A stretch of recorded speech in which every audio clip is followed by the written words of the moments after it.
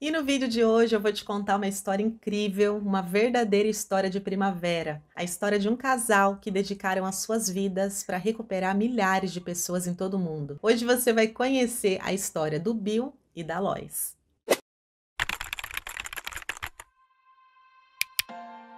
Oi, gente, tudo bem com vocês? Sejam muito bem-vindos para mais um vídeo aqui do nosso canal. Se você é novo ou nova por aqui, tá chegando pela primeira vez, ainda não me conhece, eu sou a Karina, sou a esposa do Cadu, eu sou uma esposa codependente, em tratamento, em recuperação, eu sou casada com um adicto, também em tratamento e recuperação.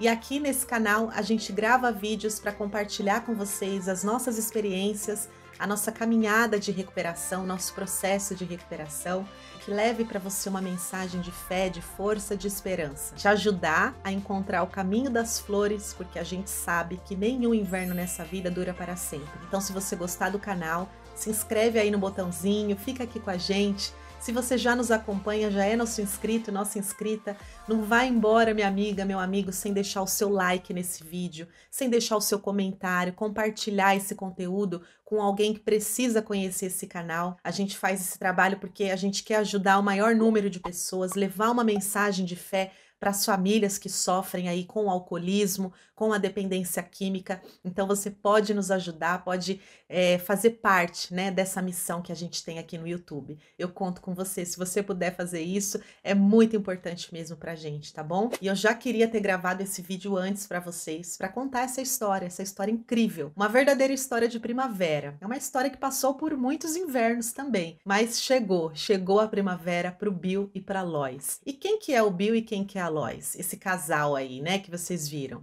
Bill Wilson é um dos fundadores do programa de Alcoólicos Anônimos. E essa história começa com o nascimento do Bill no dia 26 de novembro de 1895. O Bill nasceu em Dorset, Vermont, nos Estados Unidos. Quando Bill ainda era pequeno, os seus pais se separaram. Primeiro, o seu pai o abandonou e pouco tempo depois, a sua mãe também deixou Bill com os avós maternos e com a sua irmã com o intuito de se tornar uma médica. E depois dessa época, a mãe dele nunca mais participou da vida do Bill. Naquela época, isso foi um grande choque para ele. Quando Bill estava mais ou menos com 10 anos de idade, ele começou a perceber, ele começou a ouvir algumas fofocas da vizinhança que falavam que ele era o filho dos pais que tinham se separado e ido embora, que se divorciaram. E naquela época, isso não era uma coisa bem vista pela sociedade. E por isso, por conta disso, Bill acabou se sentindo cada vez mais excluído. Ele se sentia diferente, se sentia estranho, se sentia desajeitado. E aos poucos, com o passar do tempo, esses sentimentos foram se apossando da vida do Bill. Apesar de tudo isso, os avós do Bill amavam muito ele. E o avô do Bill sempre estava ali tentando encorajá-lo, motivando. E quando foi um dia, o avô do Bill deu para ele um violino de presente. E a história conta que o Bill tocou tanto aquele violino que quase levou o avô dele à loucura. Sabe aquelas crianças que você dá um instrumento de presente e a criança toca o dia inteiro? Pois é, né? O desejo do Bill de aprender a tocar o violino era tão grande, tão obsessivo, ele se dedicou tanto àquilo que logo ele se tornou o primeiro violonista da orquestra da escola. O Bill era um cara muito determinado, né? Ele tinha um objetivo e ele fazia até ele realizar. E mais tarde ele também se tornou o capitão do time de beisebol da escola que ele estudava. O Bill conseguiu realizar muitas coisas importantes, alcançar muitos objetivos importantes para ele, né? Afinal, ele era um jovem super determinado. Mas ainda assim, o Bill sentia que algo lhe faltava. O Bill tinha um sentimento profundo de inferioridade com relação às garotas. Até que um dia, o Bill conheceu a Bertha Bamford e eles se apaixonaram. A Bertha morava próxima ali do Bill, mas quando foi um dia, a família da Bertha resolveu ir embora para Nova York e eles foram embora mesmo. Pouco tempo depois, o Bill teve a notícia de que a Bertha veio a falecer de repente. O Bill ficou desolado com tudo isso. Mas o tempo passou e quando foi em 1915, o Bill entrou para uma escola militar. E foi nessa época que ele conhece a Lois. Se você gosta de uma boa história de amor e superação, você vai se apaixonar por Nenhum Inverno Dura Para Sempre. Essa é a história do casal Primavera, a Karina e o Cadu. você está prestes a embarcar numa viagem emocionante através das estações do ano. Como em toda boa história de amor, o verão de suas vidas foi colorido e apaixonante. Eles se conheceram, se apaixonaram e ainda bem jovens se casaram. Adotaram o Murilo e depois ganharam o maior presente de suas vidas, o pequeno Léo. Até mesmo o verão mais perfeito teria que abrir espaço para o outono, onde as folhas começam a secar e a cair. Tudo isso para preparar a estação mais difícil que tiveram em suas vidas, o inverno das drogas. A estação fria e congelante separou suas vidas, mas não destruiu a esperança em seus corações na chegada da primavera. E hoje eles dedicam parte de suas vidas ajudando outros casais a saírem do inverno das drogas e a encontrarem o caminho das flores. Acredite, nenhum inverno dura para sempre. Abre meu coração, só pra você entrar. Alois nasceu no dia 4 de março de 1891. Ela era a irmã mais velha de 6 irmãos, filha de um médico. E diferente do Bill, Alois teve uma infância muito feliz. Ela conta que ela foi muito feliz na infância. Alois viajava muito para a casa dos seus avós, e os seus avós tinham uma casa que ficava ao lado de um lago. E ela conta que ela andava descalça, que ela corria, brincava, nadava, subia nas árvores. Pensa, gente. Então Alois teve uma infância muito feliz pelo que ela conta. Com o passar dos anos, né, conforme ela foi crescendo, Alois viajava muito e ela ia muito para Manchester para jogar golfe, para jogar tênis, para dançar. E foi nessa época que ela conheceu o Bill. Alois conta que, num primeiro momento, ela não ficou muito impressionada com o Bill, não.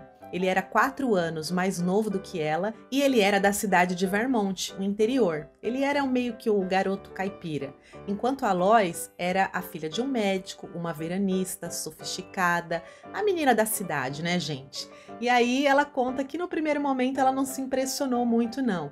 Mas como a turminha lá deles da época, né, a galera daquela época, eles saíam muito, faziam piqueniques, saíam para nadar, para dançar, aos poucos Alois foi se afeiçoando ao Bill e quando eles menos perceberam, eles estavam apaixonados, completamente apaixonados um pelo outro. Como eles moravam em cidades diferentes, eles mantiveram ali o seu romance, sabe como, gente? Através de cartas, o romance do correio. Quando foi em 1917, os Estados Unidos declararam guerra e o Bill foi enviado para uma escola de treinamento para ficar estacionado lá, em New Bedford, em Massachusetts. E ali nessa época, ele ainda namorando com a Lois, eles mantinham contato. Foi quando o Bill escreve para a Lois e relata para ela a primeira experiência que o Bill tem com a bebida. Ele fala que ele estava numa festa, se sentindo, como sempre, desajeitado e meio deslocado. E aí, ao tomar um coquetel, foi como se um universo colorido tivesse se aberto diante do Bill. Ele ria, ele conseguia conversar, ele se sentia seguro. O Bill descreveu que a sensação que ele teve ao tomar aquele coquetel, aquela bebida, era a sensação de que ele não era mais tímido, como se agora ele fosse um homem poderoso. Foi essa sensação que ele descreveu para Lois naquela carta. Passaram-se algum tempo depois disso e o Bill e a Lois se casaram, a guerra finalmente acabou e a Lois conta que depois daquele episódio o Bill passou a beber em várias ocasiões. Só que a Lois fala que aquilo não incomodava muito ela, porque ela acreditava que com o tempo ela ia conseguir mudar aquilo no Bill e que logo o Bill não precisaria mais beber para se sentir daquela forma, porque eles seriam tão felizes juntos que a bebida não precisaria fazer parte da vida deles. Depois de algum tempo casados, eles se mudaram para Nova York. E o Bill era um cara que tinha uma expertise, que a gente chama de hoje, né? Em finanças. Ele era um cara muito ágil em finanças. E aí o Bill fazia o quê? O Bill passava informações para donos de empresa de como elas poderiam ganhar mais dinheiro, ter mais lucros. E para isso, o Bill sempre se encontrava com os funcionários daquelas empresas. Eles iam para os bares, eles bebiam e os funcionários passavam as informações, o cenário daquela empresa, o que estava acontecendo. E através dessas informações, o Bill passava isso para o dono daquelas empresas e com isso essas empresas tinham mais lucro e o Bill cada vez mais sucesso na sua vida profissional. Mas ainda assim, o Bill continuava a beber e isso progressivamente e devagar foi aumentando cada vez mais. E isso, de certa forma, e com o passar do tempo, começou a incomodar muito a Lois. Até que um dia, em 1925, eles decidiram abandonar os seus empregos e fazer uma viagem pelo mundo com uma motocicleta, o que eles chamam de um intervalo feliz.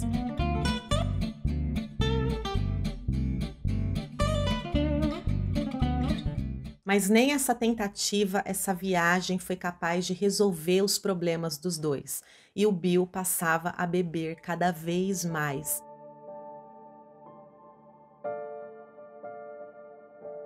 E foi ficando muito difícil. O Bill começou a perder todos os empregos, a sua vida foi se tornando cada vez mais descontrolada e Lois sofria muito, gente. A Lois sofria muito, sabe por quê? Porque a Lois não podia ter filhos.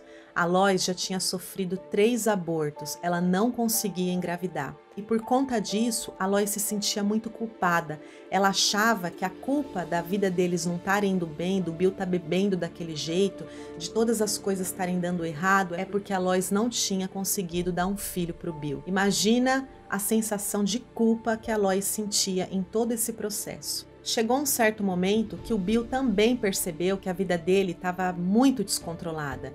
E o Bill queria parar de beber. O Bill tentou inúmeras vezes parar de beber. O Bill chegou a fazer promessas para Lois, dizendo que nunca mais ia beber, que ia mudar, que a vida deles ia ser diferente. O Bill procurou um hospital da época para se internar, para conseguir ficar sem beber, mas as internações que ele teve não funcionaram. Quando ele saía do hospital, ele voltava a beber. E naquela época, os hospitais que tratavam os alcoólicos não tratavam como uma doença, né? Era muito difícil aquela época. As pessoas eram internadas em sanatórios, né? Em manicômios, eram submetidas a tratamento de choque. Os alcoólicos eram submetidos a tratamentos muito agressivos, eles eram amarrados, eles tomavam choque. Era muito difícil, gente. O Bill sofreu muito nessa época. Até que um dia ele recebeu a visita de um amigo que por anos bebeu junto com ele. Era um outro alcoólico, era o Webb. Só que quando esse amigo chegou na casa do Bill, o Webb, que era o amigo do Bill, ele estava sóbrio. E o Bill convidou ele para beber e ele recusou. E o Bill achou muito estranho, tanto de ver o amigo dele sóbrio, e perguntou o que tinha acontecido com ele. E foi quando o Webb contou para o Bill que ele tinha conhecido um grupo e que já estava limpo, já estava sem beber há 6 meses. E aquilo que o Webb falou para o Bill, de certa forma, mexeu com a cabeça do Bill. E o Bill ficou pensando, né, como que ele conseguiu? Porque o Bill já tinha tentado inúmeras vezes parar de beber e não tinha conseguido. Até que um dia, dentre tantas e tantas bebedeiras e tanto desespero que o Bill sentia, ele acabou mais uma vez buscando uma internação na tentativa de conseguir ficar sóbrio. Essa é uma parte interessante, muito importante da história do vídeo de hoje. O Bill conta que em uma noite que ele estava lá no hospital internado, totalmente desesperado, sem saber o que fazer, sem saber que atitude tomar, ele estava entregue, gente. Ele só queria se ver livre de todo aquele pesadelo que ele vinha vivendo. E ele conta que naquela noite, que de repente, do nada, gente, uma luz entrou naquele quarto de hospital. Era uma luz muito grande, muito forte, uma luz que ele não via mais nada, ele só via aquela luz. E ele disse que depois daquela experiência que ele teve, ele sentiu como se realmente ele tivesse sido liberto de uma vez por todas da sua bebedeira e do seu alcoolismo. O Bill sai do hospital e consegue se manter sóbrio, mas ele queria também que outras pessoas que passassem por aquele problema, que tivessem o problema de alcoolismo, também pudessem experimentar aquela experiência espiritual, aquele despertar espiritual que ele teve. E aí o Bill começou a sair pela rua e procurar todos os bêbados que ele conhecia e até os que ele não conhecia para contar a experiência que ele teve. E ele saía fazendo isso, mas ele percebeu que isso não adiantava, que isso não funcionava, que a experiência que ele teve não serviu para aquelas outras pessoas. E aí o Bill percebe que a maneira que ele estava fazendo, ele não estava conseguindo ajudar aqueles outros bêbados da época. Mas ele percebeu que mesmo que ele não conseguisse ajudar aquela outra pessoa, aquilo que ele estava fazendo estava ajudando a ele mesmo. Algum tempo se passou, o Bill estava bem, o Bill já estava sóbrio, já fazia alguns meses, então o Bill resolveu retornar à sua profissão, resolveu retornar ao mercado de trabalho. E ele foi fazer uma viagem numa outra cidade, a fim de fazer lá um negócio. Então ele chegou na cidade, ficou hospedado no hotel, e quando foi em uma noite, que ele estava hospedado no hotel, o Bill desceu lá no saguão do hotel e começou a procurar o que fazer, né? Imagina só, né? Ele já estava limpo há algum tempo e naquela hora o Bill ficou com medo de ter uma recaída. E aí o Bill andando de um lado para o outro, morrendo de medo de ter uma recaída. E o que o Bill fez? Ele lembrou que quando ele falava com algum outro alcoólico, que aquilo fazia bem para ele, que ele se sentia mais fortalecido. Então ele falou: eu preciso de um bêbado, eu preciso falar com algum outro alcoólico. E aí ele foi até o telefone lá do hotel e começou a ligar para todas as pessoas que estavam ali naquele nome, né, numa plaquinha que tinha lá no hotel com o nome dos reverendos, e ele foi ligando para todas aquelas pessoas pedindo para elas que se elas conhecessem algum outro alcoólico na cidade, que ele precisaria conversar com algum alcoólico. E de tanto insistir, ele conseguiu um contato com uma pessoa que disse: eu conheço um outro alcoólico aqui na cidade. No dia seguinte, o Bill vai até a casa de um outro médico, o Dr. Bob. E aí, quando o Bill chega na casa do Dr. Bob, o Dr. Bob diz para ele que só tem 15 minutos para falar com ele. Mas eles acabam conversando por mais de 6 horas naquele primeiro dia. Conversando ali com o Dr. Bob, partilhando com o Dr. Bob as suas dificuldades. Ele não só se ajudou, mas ele também ajudou o Dr. Bob. E aí eles começaram a se ver sempre, conversar sempre, construíram uma amizade. E quando eles perceberam, o Dr. Bob, que não conseguia também parar de beber, estava sóbrio, estava limpo. E aí eles decidiram a levar tudo aquilo que eles estavam aprendendo um com o outro para todas as pessoas possíveis que eles pudessem. Então o Bill e o Bob começaram a visitar hospitais e começaram a procurar os bêbados e começaram a se reunir em grupos, em reuniões, e começaram a partilhar uns com os outros as suas experiências. E à medida que o tempo foi passando, eles foram percebendo que aquilo que eles estavam fazendo estava funcionando e estava conseguindo ajudar muitas outras pessoas. E a Lois estava ali se mantendo fiel ao Bill em todo esse processo que o Bill estava vivendo. Infelizmente, por não conseguirem pagar a hipoteca da casa que eles moravam, eles tiveram que sair da casa, eles perderam a casa e eles ficaram durante 2 anos fazendo essa obra, ajudando outras pessoas sem ter onde morar, gente. Por mais ou menos 2 anos, eles dormiam e viviam na casa de amigos. Enquanto isso, as reuniões foram crescendo, os grupos foram crescendo e cada vez mais pessoas eles foram levando a mensagem e ajudando essas pessoas a se recuperarem e transformando a vida de todas essas famílias. Depois, quando o Bill e a Lois estavam durante todo esse tempo sem ter onde morar, passando por dificuldades, né, financeiras da época, um belo dia, uma mulher procurou a Lois e disse para Lois que eles tinham ajudado uma amiga dela muito querida, que ela estava bem, que ela estava sem beber. Essa senhora que procurou a Lois, ela tinha uma casa. Como ela sabia que a Lois e o Bill não tinham onde morar, estavam morando de favor na casa dos amigos, ela ofereceu a casa dela, né, essa casa que estava desocupada, para que eles pudessem morar, comprar e pagar como eles puderem. E aí o Bill e a Lois mudaram para essa casa numa colina e ali foi nascendo e se consolidando cada vez mais o programa de Alcoólicos Anônimos. E essa com certeza é uma história de primavera, né, gente? É uma história linda, uma história que deu certo, de um homem determinado que decidiu mudar a sua vida e de uma esposa que esteve ali ao lado dele, lutando por ele, lutando com ele durante todos aqueles momentos.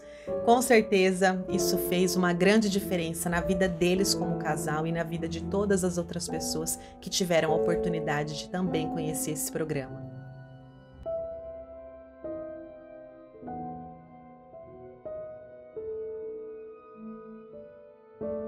Esse foi o vídeo de hoje. Muito obrigada por você ter ficado comigo até o final e eu vejo vocês no próximo vídeo.